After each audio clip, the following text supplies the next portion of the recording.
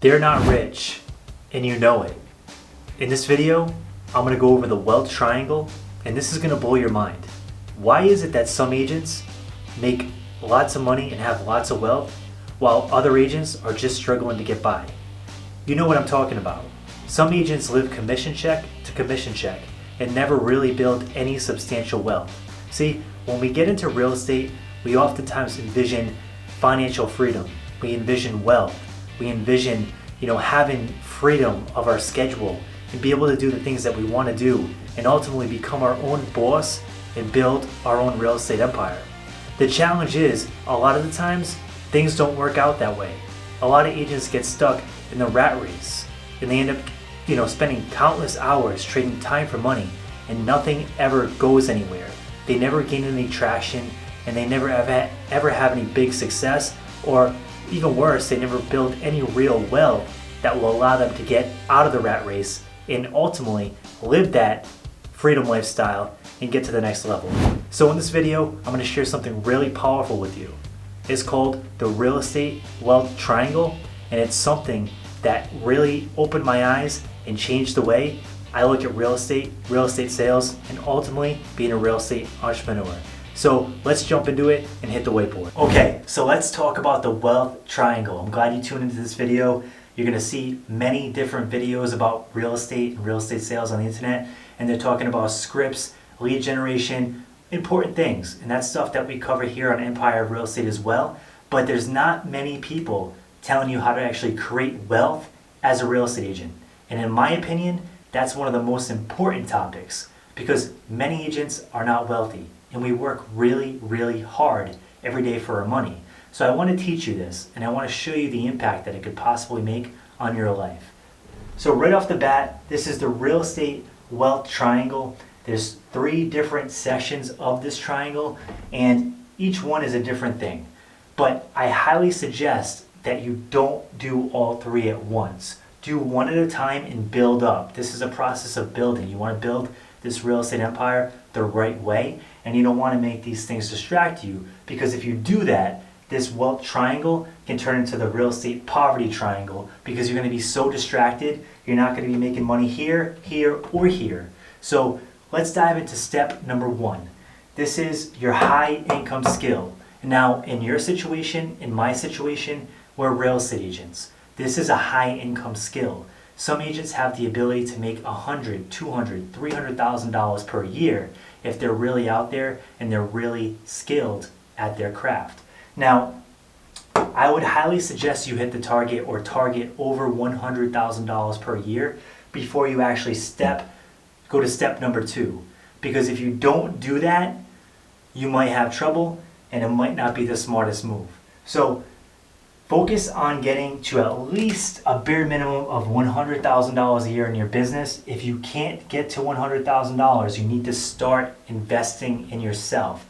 Don't worry about this yet. Invest in yourself. So what are some different ways that you can invest in yourself? The first way is self-development. So as a real estate agent, there are so many different skills to learn. You need to learn negotiation. You need to learn sales. You need to learn marketing. You need to learn leadership. These are all important things. So right off the bat, invest in yourself and become the best agent you can be, because that's going to push you to this $100,000 to $200,000 mark really fast. So the first thing you can do is buy books on Audible. If you don't like to read physical copies, buy them on Audible. This is going to be a game changer. For $10 to $20, you can get pieces of information that you can apply to your business and really change the path of your business and make a lot more money this year as an agent. So this is the low cost way. So $10 to $20 investments, read 1 or 2 books a month on business, marketing, entrepreneurship, leadership. This is going to really help you develop as a person and really sharpen your skills. The next thing you can do after you get through with the book, say you just want more information, you want more content, you can go buy online courses. So these courses are typically going to run from anywhere from $99 to over $1,000. It depends what course you sign up for. On average, I would say they're about $200 to $300 for one of these courses, and it's going to have a lot more information and a lot more content from experienced, seasoned agents who are doing the things that you want to do. So that's your next investment. If that still doesn't get you to $100,000 to $200,000 a year, you might want to take the next step, which is coaching. Some coaches charge upwards of $1,000 a month. I know this sounds expensive, but if you really want to get to $100,000 to $200,000 a year in your real estate business, you might have to invest that money.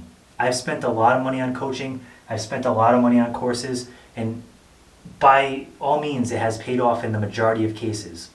There have been a couple bad courses I have bought, but overall, every piece of information that I've acquired through investing in this kind of stuff has paid off. So definitely do that and hit this number. Get to 100K to 200K as fast as you possibly can. You need to be making this as an agent. We all work really hard, and we should be focusing on big numbers, because this job is stressful. This job takes a lot of time in most cases, and you need to be earning the money that you need to be making as a professional so you can get to step number 2. Step number 2 is fun. Step number 2 is high ROI investments. So many agents, what they'll do is they'll play in the stock market, things that they don't know about, things that they have no control over. They'll end up investing their money in all different places. And in worst case, they don't even invest their money. In some situations, they don't invest money at all. They just take the money and they spend it. Well, that's troublesome, because as agents, a lot of us don't have retirement. And a lot of us don't ever get to the point where we're making enough income and passive income to actually get out of the rat race of selling real estate. Now, some of you love to sell real estate, and that's great. If you want to continue to sell real estate, think of the peace of mind that you would have if you had $4,000, $5,000, $6,000 a month coming in passively on top of your sales that you're already out there making, having fun doing. It would take a lot of the stress out of this business. And that's what makes this business not fun, is all the stress. The wondering, am I going to get a sale next month to be able to pay my bills? Is this deal not going to close because the buyer's getting cold feet? What's going to happen next month when I can't pay my bills? These are all major problems that having passive income can help you avoid. So what is a high ROI investment? You might be looking at bank accounts. My bank account, they don't even give me 1% on my money. It's like ridiculous. A high ROI investment is something that's going to pay you between 12 and 20% on your money, okay? That's what you should be shooting for. And I know that sounds like a lot. If you know anything about stocks, they say the average investment in stocks is going to throw anywhere between 7 and 10 or 12%. There's no way of telling what it's going to throw off. It depends on the economic cycle. It depends on a lot of different things.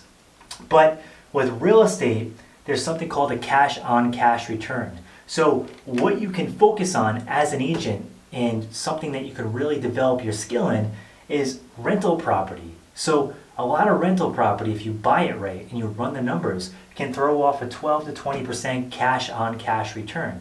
So obviously, you know about cap rates. If you know about cap rates, they basically predict what the property is going to return on investment compared to the actual price of the building. Cash-on-cash return is a little different. That calculates how much return you're going to actually get on the money you invested in the deal. So you have a piece of leverage in real estate, and that's your mortgage, because you're borrowing money at a much cheaper cost than you're actually getting an ROI on. So it helps increase your actual ROI in the investment. So a high ROI business could be owning 2 to 20 units, and maybe buy a new unit every year, buy a new unit every 2 years.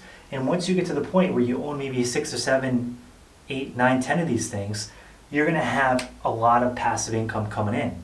So I'm just going to give you a quick example of cash-on-cash return, just so you have an idea of what you could possibly make.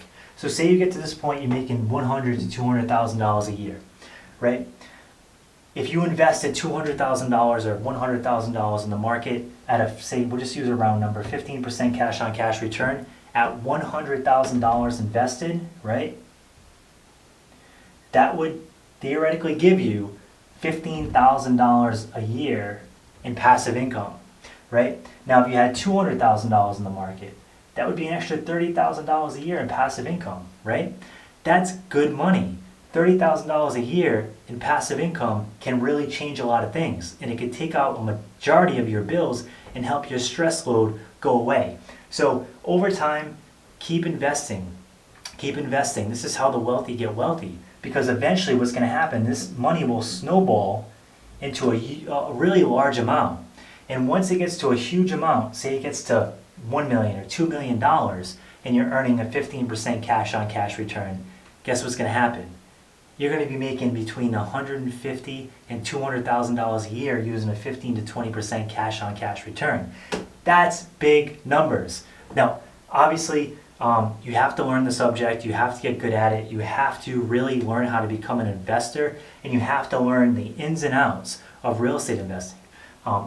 You have to become the expert before you can get these numbers and do this. But this would be the next step in the real estate wealth triangle. Focus on building assets that create passive income. So Warren Buffett likes to say, build a vending machine business. And what he's talking about is build something that's going to continue to pay you every single month, whether you go there and trade your time or not. And that's what you're really building with a rental property business. The other perks, as you know, you guys are mostly real estate agents, you're going to get appreciation, you're going to get mortgage pay down, you're going to get a lot of different benefits just through owning real estate that's going to help create wealth as well. But this is what I would focus on. You know real estate. You guys are all real estate experts. So focus on building your own real estate portfolio rather than going out there and making everybody else rich, because that's what a lot of agents do. They find a really good deal that can make them $75,000 to $100,000 and they go give it away for a $4,000 commission. Now, I'm not saying you could buy every deal. You have to share deals. You have to help your clients get deals. We all know that. Nobody can acquire every deal. But if you're in the market looking and the right deal comes up, you should maybe buy it, because that can really change your wealth. Okay, so that's number 1 and 2. Now, number 3, I put a question mark here. And this is one that can make you what I like to call really rich, right? But here's what I want you to know about number 3. You don't have to do number 3 to become wealthy. You can just focus on number 1 and number 2 and become really wealthy. But if you want to get really rich, and what I call really rich is anywhere from $5 million to $100 million, you have to start thinking about playing over here. Now, I wouldn't suggest you start playing here until you mastered this and you mastered this. Then you can start playing up here. But until you master these two, I would not even think about this. But I just want to give you this information to start opening your mind. Because if you start opening your mind, you can start planning, and it can kind of help motivate you to start going over here if this is your ultimate goal, right?